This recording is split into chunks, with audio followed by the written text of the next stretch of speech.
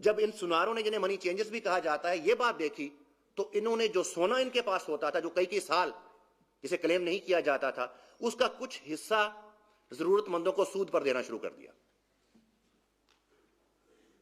پھر کچھ اور وقت گزرا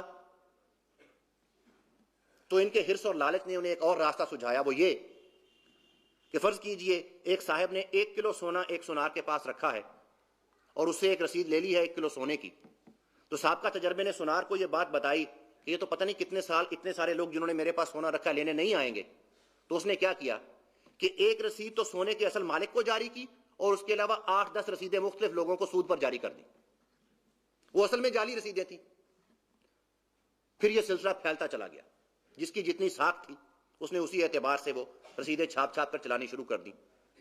اس کے بعد پھر حکومتوں کو جب یہ فکر لاحق ہوئی کہ یہ تو نرا فراڈ ہے, اس کا کچھ کیا جانا چاہیے, تو پھر ان منی چینجرز اور امریکہ کی حکومت کے درمیان یوں کہنا چاہیے کہ بہت زیادہ ٹسل ہوئی ہے, بڑی کشمکش ہوئی ہے. اور یہ جو لنکن کو قتل کروایا گیا, جیکسن کو قتل کروایا گیا, اس کے بارے میں شواہد دستیاب ہیں کہ اصل میں ان قاتلوں کو فنانس کرنے والے بینکر تھے. اور لنکن کے زمانے میں تو یہ بات بہت زیادہ, وہ جو جنگ ہوئی اس زمانے میں لنکن کے پاس اپنے سپاہیوں کو دینے کے لیے پیسے نہیں تھے. اس نے جب منی چینجر سے رابطہ کیا تو انہوں نے غالباً 36% سود کا مطالبہ کیا. اس پر لنکن نے پھر اپنے ایک دوست سے مشورہ کیا کہ کیا کرنا چاہیے. اس نے کہا تم کانگریس سے کہو, اگر بانڈ چھاپ سکتی ہے کانگریس تو وہ یہ کیوں نہیں کر سکتی کہ ڈالر کا بل چھاپے وہ. اس نے کہا کیا وہ چل جائے گا میرا چھاپا ہوا وہ جو ڈالر کا نوٹ ہے. تو اس کے دوست, اس کا نام ڈک تھا غالباً, کرنل ڈک, اس نے کہا ہاں کیوں نہیں چلے گا, حکومت جو اس کے پیچھے ہے. تو لنکن نے یہی کیا. وہ کرنسی جو اس وقت چھاپی گئی تھی اس کا نام جو تھا بعد میں گرین بیک ڈالرز, وہ پڑ گیا. اور اس کو ان منی چینجروں نے پھر اس طریقے سے فیل کیا کہ انہوں نے یہ پابندی لگا دی کہ سود کی ادائیگی کے لیے وہ قرضے جو حکومت نے یا دوسرے لوگوں نے پہلے سے لے رکھے ہیں اور اسی طریقے سے امپورٹس کی ادائیگی میں اس کے اوپر 180% سرچارج لگایا جائے گا. اس طریقے سے پھر انہوں نے اس حکومت کو مجبور کر لیا کہ وہ بینک آف امریکہ اس کے قیام کا اعلان کرے. حکومت بھی چاہتی تھی کہ بینک بنے, لیکن حکومت یہ نہیں چاہتی تھی کہ اس کے اوپر سارا اختیار بینکروں کا ہو. چنانچہ پھر یہ بینک آف امریکہ جو بنا ہے اس میں حکومت کے بھی کچھ شیئرز تھے لیکن زیادہ تر شیئرز پرائیویٹ بینکرز کے تھے.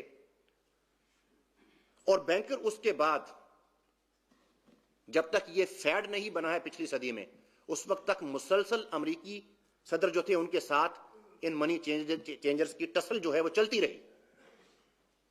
بالآخر پھر یہ ہوا پچھلی صدی میں کہ یہ فیڈ کا جو قانون تھا, یہ بل جو تھا, یہ کانگریس نے پاس کر دیا اور اس کے بعد یہ روپیہ جاری کرنے کا, کرنسی کے اجرا کا کنٹرول جو تھا مکمل طور پر حکومت کے جو شیئرز تھے اس میں سے وہ ختم ہو گئے اور یہ پھر ان پرائیویٹ بینکرز کے پاس آ گیا.